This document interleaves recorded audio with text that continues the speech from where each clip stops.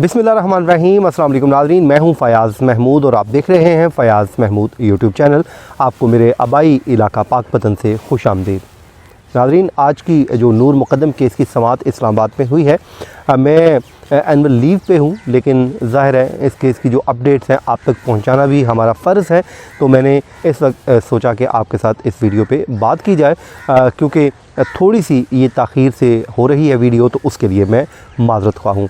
आज बड़ी अहम समाअत थी इस्लामाबाद की एडिशनल सेशन जज अतार बारी साहब की अदालत में, और उसकी वजह ये थी कि इसमें जो मुद्दई मुक़दमा हैं शौकत मुक़द्दम, उनका बयान कलमबंद किया गया है बतौर विटनेस। बहुत अहम नौइयत का बयान है, जिसमें सुबह तकरीबन ये 11:15 बजे समाअत का आगाज़ हुआ, जो 3, सवा 3, पौने 3 बजे तक ये समाअत चली।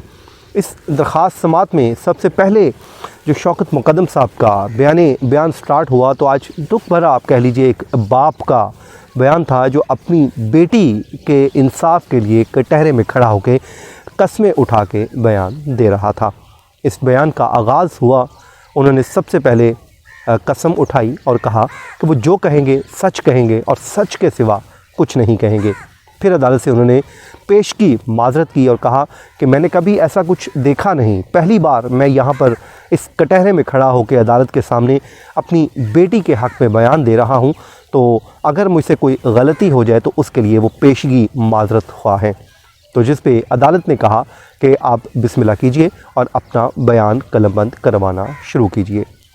आज की जो समाअत में नाज़रीन जो चीज़ें सामने आई, उसमें एक तो ये था कि तमाम वकला अदालत में मौजूद थे, लेकिन सिकंदर जुल्करनैन वो जो वकील हैं मरकज़ी मुल्ज़िम ज़ाहिर जाफ़र के, वो मौजूद नहीं थे। और उसके बाद उसका जो क्लाइंट है ज़ाहिर, उसको भी आज अदालत में पेश नहीं किया गया। लेकिन बाद में हमें ये मालूम हुआ कि असद जमाल एडवोकेट साहब ने फ़ोन करके हमारे एक दोस्त को बताया कि ज़ाहिर जाफ़र को लाया गया है और वो व्हील चेयर में लाया गया। जो हमारे दोस्त वहाँ पर मौजूद थे, उन्होंने पुलिस से जानने की कोशिश की कि बाकी मुल्ज़मान को लाया गया है तो उससे क्यों नहीं पेश किया गया।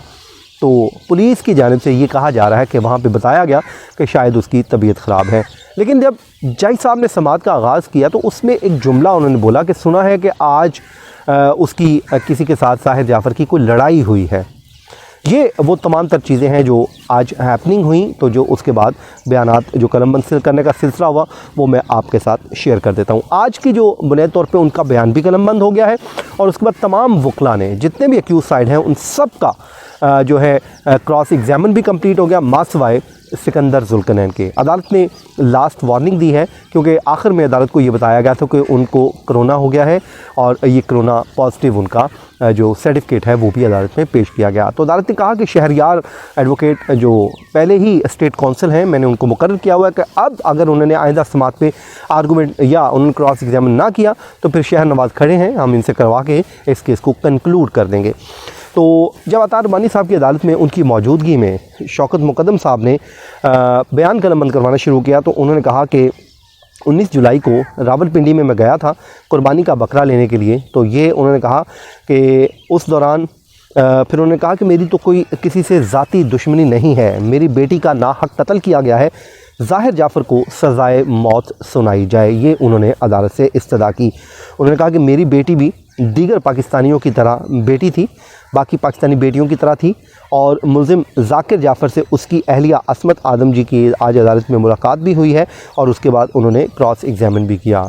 शौकत मुक़द्दम साहब ने कहा कि मैंने पाकिस्तान को सर्व किया है, पाकिस्तान की खिदमत की है, तो मेरी अदालत से इस्तदा है कि मेरे साथ इंसाफ किया जाए, और जो मरकज़ी मुल्ज़िम है जिसने मेरी बेटी को नाहक कत्ल किया है उसको सज़ाए मौत सुनाई जाए। उसके बाद शौकत मुक़द्दम साहब ने कहा कि जो FIR में मैंने करवाई, उसमें जिस दोस्तों से रब्ता किया उनमें से किसी दोस्त का नाम दर्ज नहीं करवाया।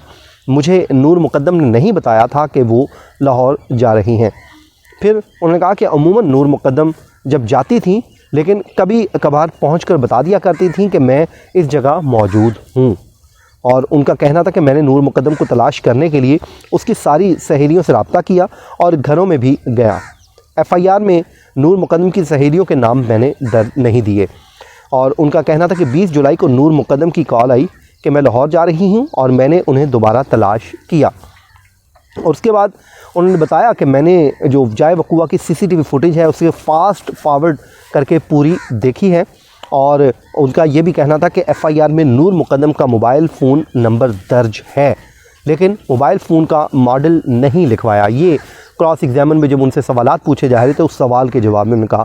और फिर उनका ये भी कहना था कि जब उनसे सवाल दस्तावेज़ से मुतल्लिक पूछा तो उन्होंने कहा कि ऐसा कोई दस्तावेज़ी सबूत नहीं जिससे मालूम हो सके कि जाए वक़ूआ से मिलने वाला मोबाइल फ़ोन नूर मुकद्दम का है, क्योंकि ये आपको याद होगा जब रिकवर हुआ तो वो तो शौकत मुकद्दम साहब की मौजूदगी में ज़ाहिर जाफ़र ने रिकवर करवाया था। ये पुलिस की जो स्टेटमेंट है उसके सामने। उसके बाद वो कहते हैं कि जाफ़र फैमिली के अलावा जेल में जो इस वक्त मौजूद हैं किसी दीगर मुल्ज़िम की शनाख्त परेड भी नहीं की और जाफ़र फैमिली को वो कहते हैं कि मैं पहले से जानता था लेकिन दीगर मुल्ज़मान को नहीं जानता था। फिर 20 तारीख को CCTV फुटेज देखी और 8 अगस्त को माली जान मोहम्मद को नामज़द किया। मैंने बयान दिया कि माली ने गेट नहीं खोला और बंद रखा। अच्छा जी, मरकज़ी जुल्कन जो मुल्ज़िम है सिकंदर जुल्करनैन वो तो आज ज़ाहिर नहीं आए, तो अब अगली हेयरिंग पे अदालत ने उनको अहकामात जारी किए हैं कि वो हर सूरत में अपना जो क्रॉस एग्ज़ामिन है उसको कंप्लीट करें। तो ये नाज़रीन आज की जो अदालती कार्रवाई थी वहाँ पे एडिशनल सेशन जज अता रबानी साहब की अदालत में हुई। अब अगली हेयरिंग पे इसमें बयान कलमबंद किया जाएगा। जो इन्वेस्टिगेशन ऑफिसर हैं अब्दुल सत्तार ख़ान उनका बयान कलमबंद होगा और उसके बाद अब ये कह लीजिए कि जो स्टेज है आखिरी स्टेज में ये केस दाखिल हो चुका है और उसमें दीगर जो मुल्ज़िमान हैं तमाम के तमाम मुल्ज़िमान इनके बयानात भी कलमबंद होंगे। फिर फाइनल आर्गूमेंट्स होंगे और इसी माह के आखिर तक इस केस का फ़ैसला होने जा रहा है। ये थी आज की समाअत नाज़रीन, अपनी दुआओं में याद रखिए। मुझे दीजिए इजाज़त, अल्लाह निगहबान।